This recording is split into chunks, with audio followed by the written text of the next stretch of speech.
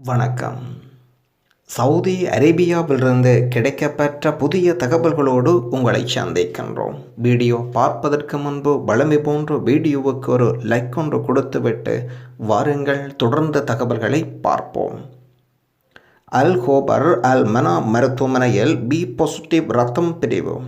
ஒரு unit Indian Social forum யூஃபெல் கிளை சார்பாக இரத்த தானம் செய்யப்பட்டுள்ளது. ஒரு பெண்மணியின் பிரசவ அறுவை சிகிச்சைக்காக இந்த இரத்த தானம் செய்யப்பட்டுள்ளது. தகவல் Indian Social Forum Saudi Arabia. Ilangai வரும் பயணிகளுக்கான கடுமையான கட்டுப்பாடுகள். நாட்டுக்கு வரும் பயணிகள் பயணத்தை ஆரம்பிப்பதற்கு முன்னர் வைரஸ் பரிசோதனை மேற்கொண்டு தொற்று இல்லை என்பதை உறுதிப்படுத்தியிருக்க வேண்டும். இலங்கையின் முதல் சர்வதேச விமான சேவைகள் மீண்டும் ஆரம்பிக்கப்பட்ட நிலையில் நாட்டுக்கு வரும் பயணிகள் கடுமையான சுகாதார விதிமுறைகள் உட்படுத்தப்பட உள்ளனர். அதன்படி இலங்கை வரும் அனைத்து பயணிகளும் வைரஸ் கட்டுப்பாட்டு சுகாதார அறிவுறுத்தலுக்கு அமைய 14 நாட்கள் கட்டாய தனிமைப்படுத்தலுக்கு உட்படுத்தப்படுவார்கள். நாட்டுக்கு வரும் பயணிகள் பயணத்தை ஆரம்பிப்பதற்கு முன்னர் வைரஸ் பரிசோதனை மேற்கொண்டு தொற்று இல்லை என்பதை உறுதிப்படுத்தி இருக்க வேண்டும். அவர்கள் இலங்கை விமான நிலையத்தை வந்தடைந்ததும் மீண்டும் வைரஸ் பரிசோதனைக்கு உட்படுத்தப்படுவார்கள். அதனைத் தொடர்ந்து அவர்கள் 14 நாட்கள் தனிமைப்படுத்தலுக்கு அனுப்பப்படுவதுடன் சுமார் 10 நாட்களின் பின்னர் மற்றொரு வைரஸ் பரிசோதனைக்கு உட்படுத்தப்படுவார்கள். இதன்போது வைரஸ் தொற்று இல்லை என்பது உறுதிப்படுத்தப்பட்டால் அவர்கள் வீடுகளுக்கு அனுப்ப நடவடிக்கை எடுக்கப்படும். இலங்கையில் சர்வதேச விமான சேவைகள் மீள திறக்கப்பட்ட நிலையில் கடந்த 14 நாட்களாக வியட்நாமுக்கு சென்று திரும்பியவர்கள் மற்றும் வியட்நாமில் உள்ளவர்கள் தற்காலிகமாக இலங்கை வருவதற்கும் தடை விதிக்கப்பட்டுள்ளது. அதேபோன்று இலங்கை வரும் விமானம் ஒன்றில் ஆகக்கூடிய பயணிகளின் எண்ணிக்கை வரையறுக்கப்பட்டிருக்கின்றது. சவுதி அரேபியாவின் இந்திய தூதுவருக்கும் சவுதி அரேபியா ராட்சியத்தின் சமூக நலன் தொடர்பான விஷயங்கள் பற்றி விவாதித்திருக்கின்றார். சவுதி அரேபியா வெளியுறவு அமைச்சகத்துக்கும் இடையில் விசேட சந்திப்பொன்று இடம்பெற்றுள்ளது. சவுதி அரேபியாவின் இந்திய தூதுவருக்கும் இடையில் இடம்பெற்ற சந்திப்பில் இந்தியாவிலிருந்து விமானங்கள் மீண்டும் திறப்பது மற்றும் பஹ்ரைன் உட்பட பிற நாடுகளில் சிக்கித் தவிக்கும் இந்தியர்களின் பயணத்தை எளிதாக்குவது தொடர்பாக இந்த சந்திப்பில் கலந்துரையாடப்பட்டிருக்கின்றது. சவுதி அரேபியாவில் தவறுதலாக சிறையில் அடைக்கப்பட்ட ஒருவருக்கு 8 லட்சம் சவுதி அரேபியா ரியால் இழப்பீடு வழங்கப்பட்டுள்ளது. சவுதி அரேபியாவில் குற்றம் ஒன்றுக்காக தவறுதலாக சிறை தண்டனை விதிக்கப்பட்ட சவுதி அரேபியாவைச் சேர்ந்த ஒருவருக்கு இழப்பீடாக 8 லட்சம் சவுதி அரேபியா ரியால் வழங்கப்பட்டுள்ளது.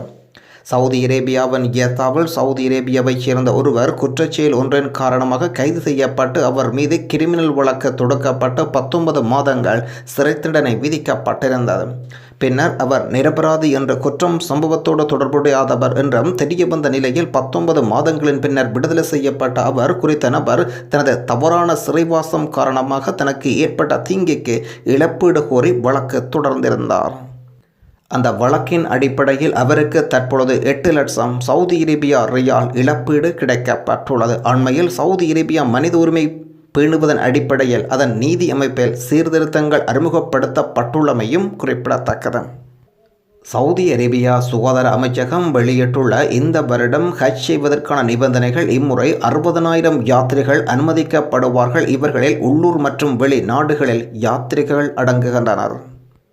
வெளிநாட்டு ஹஜ் யாத்திரைகளுக்கு சவுதி அரேபியா வந்தடைந்ததும் உடனடியாக 3 நாள் தனிமைப்படுத்தலுக்கு உள்ளாக்க வேண்டும். முதலாவது தடுப்பூசிகள் முதலாம் முறையில் பெற்றிருக்க வேண்டும், இல்லையேல் ஈதல் தினத்தன்று பெற்றிருக்க வேண்டும். இரண்டாவது தடுப்பூசி சவுதி அரேபியா வந்தடைவதற்கு 14 நாட்கள் முன் பெற்றிருக்க வேண்டும். சவுதி அரேபியா சுகாதார அமைச்சகம் வெளியிட்டுள்ள 2021ஆம் ஆண்டுக்கான ஹஜ் செய்வதற்கான நிபந்தனைகள் உள்ளூர் மற்றும் வெளிநாட்டு யாத்திரைகள் உள்ளடக்கிய 60,000 நபர்கள் மட்டும் இந்த ஆண்டு ஹஜ் செய்ய அனுமதிக்கப்படுவார்கள். ஹஜ் செய்வோர் 18 தொடக்கம் 60 வயதிற்கு இடைப்பட்டவர்களாக இருக்க வேண்டும். ஹஜ் செய்வோர் ஆரோக்கியமாக இருக்க வேண்டும். ஹஜ் செய்வோர் ஹஜ் பயணம் செய்வதற்கு முன்பு கடந்த 6 மாதங்களுக்குள் எந்த ஒரு நோய்க்கும் மருத்துவமனையில் அனுமதிக்கப்பட்டு இருக்கக்கூடாது. அதற்கான சான்றிதழ் சமர்ப்பிக்க வேண்டும். யாத்திரைகள் தடுப்பூசியின் 2 அளவுகளையும் எடுத்திருக்க வேண்டும். அந்தந்த நாடுகளின் சுகாதார அமைப்பு வழங்கிய தடுப்பூசி பெற்றதற்கான சான்றிதழ் கைவசம் வைத்திருக்க வேண்டும். எடுக்கப்பட்ட தடுப்பூசி சவுதி அரேபியாவுக்குள் சுகாதார அமைச்சகத்தினால் அங்கீகரிக்கப்பட்ட பட்டியலில் இருக்க வேண்டும். குறிப்பாக 4 தடுப்பூசிகள் மட்டுமே சவுதி அரேபியா அங்கீகாரம் வழங்கியிருக்கின்றார்கள். யாத்திரைகள் சவுதி அரேபியாவுக்கு வந்தவுடன் வெளிநாட்டு யாத்திரைகள் 3 நாள் தனிமைப்படுத்தப்படுவர். வைரஸ் தடுப்பூசியின் 2வது டோஸ் சவுதி அரேபியா வருவதற்கு 14 நாட்கள் முன்பாக எடுக்க வேண்டும். சமூக தூரத்தை பின்பற்றுதல் மற்றும் மாஸ்க் அணிவது மற்றும் பிற முன்னெச்சரிக்கை நடவடிக்கையை யாத்ரிகர்கள் பின்பற்ற வேண்டும்.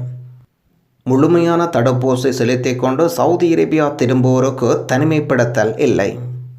வைரஸுக்கு எதிராக முழுமையான தடுப்பூசி போடப்பட்டு கொண்ட பயணிகள் சவுதி அரேபியா வந்தவுடன் அவர்கள் தனிமைப்படுத்தலிருந்து இருக்க தேவையில்லை என்றும் சவுதி அரேபியா விமான போக்குவரத்து ஆணையகம் விசேட அறிவித்தலை விடுத்துள்ளது.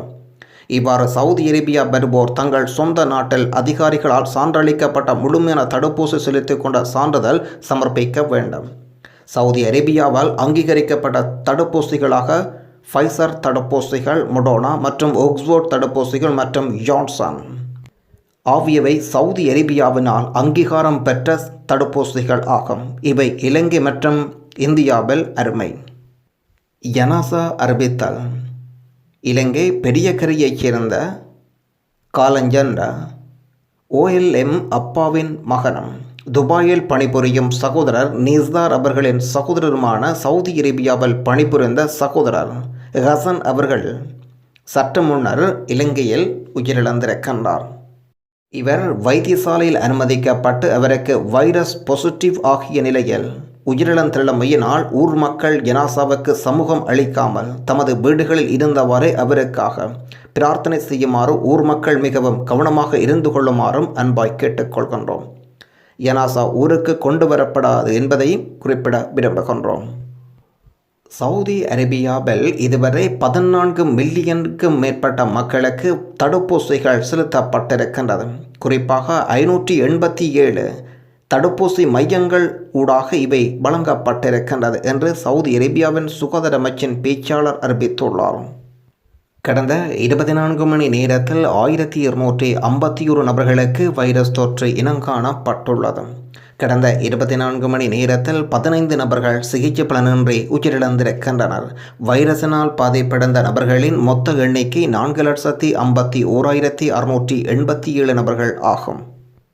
புதுமை மற்றும் தொழில் முனைவோர் விஷயத்தில் அரபுலகில் ரியாத் முன்னிலையில் இருக்கின்றது. ஒரு ஆய்வின் அடிப்படையில் ஜிமாட் கட்டண தீர்வுகளில் நிபுணத்துவம் வாய்ந்த நிறுவனத்தின் பகுப்பாய்வு அடிப்படையில் தொழில் முனைவோருக்கான சட்ட மற்றும் செயல்பாட்டு சூழலில் லட்சியம் மற்றும் புதுமை மற்றும் ஒத்திசைவு ஆகியவற்றின் அடிப்படையில் மத்திய கிழக்கு நகரங்களின் பட்டியலில் சவுதி அரேபியா மூலதனம் முதலிடத்தில் உள்ளது. உலக புகையிலை தடை தினத்தை முன்னிட்டு யத்தாவில் உள்ள சர்வதேச மருத்துவ மையத்தில் தனியார் துறையுடன் இணைந்து முதல் புகைப்பிடித்தல் எதிர்ப்பு மருத்துவமனை திறக்கப்படுகின்றது.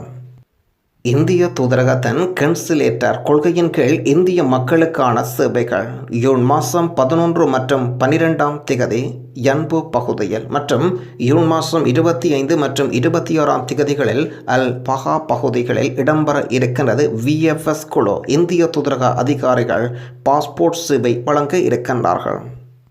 சவுதி அரேபியாவில் பணி அனுமதி கட்டணம் செலுத்தும் புதிய முறை விரைவில் தொடங்கப்படும் என்று சவுதி அரேபியா மனிதவள மேம்பாட்டு அமைச்சகம் அறிவித்துள்ளது. காலாண்டு பணி அனுமதி கட்டணம் செலுத்தும் முறை விரைவில் அறிமுகமாகும் என்று மனிதவள மேம்பாட்டு அமைச்சகம் அறிவித்துள்ளது. சவுதி அரேபியாவின் மக்கா மசூதிகளில் உள்ள மொபைல் நெட்வொர்க் கவரேஜ் திட்டம் ஆய்வு செய்யப்பட்டிருக்கின்றது. இந்த திட்டத்தின் மூலம் மக்காவிற்கு வரும் யாத்திரைகளுக்கு வழங்கப்படும் ஸ்மார்ட் சேவை பயன்பாடுகள் உருவாக்க திட்டமிடப்பட்டுள்ளது. இன்றைய நாணய பெறுமதிகள் இந்திய ரூபாவில் 19.6 புள்ளிகள், இலங்கை ரூபாவில் 53 ரூபாய். இன்றைய தங்கத்தின் பெறுமதிகள் 22 கரட் தங்கத்தின் பெறுமதிகள் 211.40 புள்ளிகள், 24 கரட் தங்கத்தின் பெறுமதிகள் 230.62 புள்ளிகள். நீங்கள் தாயகம் திரும்பும் நபர்களாக இருந்தால், சவுதி அரேபியாவுக்கு திரும்பும் நபர்களாக இருந்தால் தடுப்பூசிகளை ஆன்லைனில் நீங்கள் பதிவு செய்ய வேண்டும். சவுதி அரேபியாவில் உள்ள பொது பாஸ்போர்ட் இயக்குநரகம் யவசத் ராட்சியத்துக்கு வெளியே வரும் பயணிகள் தங்கள் தடுப்பூசி விவரங்களை மின்னணு முறையில் பதிவு செய்யுமாறு அழைப்பு விடுக்கப்பட்டுள்ளது. யவசத்தின் அதிகாரப்பூர்வ ட்விட்டர் கணக்கு ராட்சியத்துக்கு வெளியிலிருந்து வரும் பயணிகள் வளைகுடா ஒத்துழைப்பு கவுன்சிலின் மாநிலங்களின் குடிமக்கள் மற்றும் அனைத்து வகையான புதிய விசாக்களை பெற்றிருப்பவர்கள் தங்கள் தடுப்பூசி விவரங்களை மின்னணு முறையில் பதிவு செய்வதற்கு முகிம் போர்ட்டல் மூலம் அழைக்கின்றார்கள். அதில் பதிவு செய்யலாம். ஆன்லைன் தடுப்பூசி விவரங்கள் பதிவு வருகைக்கான அவர்களின் நுழைவு நடைமுறைகள் எளிதாக்குவதற்கும் விரைவுபடுத்துவதற்கும் ராட்சியத்தின் நுழைவு காத்திருக்கும் காலத்தை குறைப்பதற்கும் பங்களிக்கும் என்று ஜபாசத் வலியுறுத்தியிருக்கின்றது. வைரஸ் பரவலை கட்டுப்படுத்தும் சவுதி அரேபியா குடிமக்கள் மற்றும் குடியிருப்பாளர்களின் பாதுகாப்பை உறுதி செய்ய சவுதி அரேபியா முயற்சிகளுக்கு ஏற்ப வருகின்றது. சவுதி அரேபியாவுக்கு வெளியிலிருந்து வருபவர்கள் ஆன்லைனில் பதிவு செய்ய தடுப்பூசிகளின் சில நிபந்தனைகள் கொடுக்கப்பட்டிருக்கின்றது. சவுதி அரேபியா ராட்சியத்தில் அங்கீகரிக்கப்பட்ட தடுப்பூசிகளில் ஒன்றை பெறுதல் வேண்டும். இதுவரை 4 வைரஸ் தடுப்பூசிகளுக்கு அங்கீகாரம் வழங்கியிருக்கின்றது சவுதி அரேபியா. இரண்டாவது தடுப்பூசி சான்றிதழ் வருகை தரும் பயணிகளில் சுகாதார அமைச்சகம் அல்லது அங்கீகரிக்கப்பட்ட சுகாதார ஆணையகம் உத்தியோகபூர்வ சுகாதார அதிகாரிகளால் சான்றளிக்கப்பட வேண்டும். கடைசி வைரஸ் தடுப்பூசியின் அளவை பெறுவதற்கு 2வது டோஸ் அல்லது 1 டோஸ் தடுப்பூசியின் முதல் டோஸ் மற்றும் இராட்சியத்துக்கு செல்வதற்கு இடையான காலம் 14 நாட்கள் இருக்கக்கூடாது. ராட்சியத்தை விட்டு வெளியேறியதும் அசல் சான்றிதழ் கொண்டு வாருங்கள். அதிகபட்சம் 72 மணி நேரத்துடன் ராட்சியத்துக்கு புறப்படுவதற்கு முன் நீங்கள் இதை செய்திருக்க வேண்டும். உட்பட தகவலின் துல்லியம் மற்றும் தகவலின் சரியான தன்மை ஆகியவை நீங்கள் அதில் பதிய வேண்டும். 18 வயதுக்கு உட்பட்டவர்களுக்கு பதிவுகள் தேவையில்லை. சவுதி அரேபியாவுக்கு வெளியிலிருந்து வருபவர்கள் தடுப்பூசி நிலைமை ஆன்லைனில் பதிவு செய்வதற்கான சில நடைமுறைகள் கொடுக்கப்பட்டிருக்கின்றது. முஹிம் போர்ட்டில் செல்ல வேண்டும். புதிய பதிவு என்பதை கிளிக் செய்ய வேண்டும். பெயர், பாஸ்போர்ட் எண், பிறந்த திகதி, தேசியம், வருகை வகை மற்றும் விமானம், விமான எண், வருகை திகதி, வருகை இலக்கு, விமானம் போன்ற விவரங்கள் உள்ளிட வேண்டும். தடுப்பூசி பெற்ற நாடு, தடுப்பூசியின் வகை, முதலாவது டோஸா 2வது டோஸா எடுத்திருக்கிறீர்கள் என்பதை கூட வேண்டும். முதல் டோஸ் எடுத்திருந்தால் அதனுடைய திகதி போட வேண்டும். 2வது டோஸ் எடுத்திருந்தால் அதனுடைய திகதியை உள்ளிட வேண்டும். பிறகு கோப்பை சரிபார்க்கவும் ஒப்புதல் பெட்டியை சரிபார்க்கவும் சமர்ப்பிக்கலாம். அடுத்த பக்கத்தில் நீங்கள் உங்கள் தடுப்பூசி பதிவு எண்ணை பெறுவீர்கள். அதை நீங்கள் சவுதி அரேபியா நுழைவிடத்தில் காட்ட வேண்டும். அந்த போர்ட்டில் பதிவு சரிபார்க்க பதிவு எண்ணை பயன்படுத்தலாம். வைரஸுக்கு எதிரான தடுப்பூசிகள் பெறாதவர்கள் இந்த போர்ட்டில் பதிவு செய்ய தேவையில்லை. நன்றி. மீண்டும் இன்னுமொரு சவுதி அரேபியா பற்றிய புதிய தகவல்களோடு உங்களை சந்திப்போம்.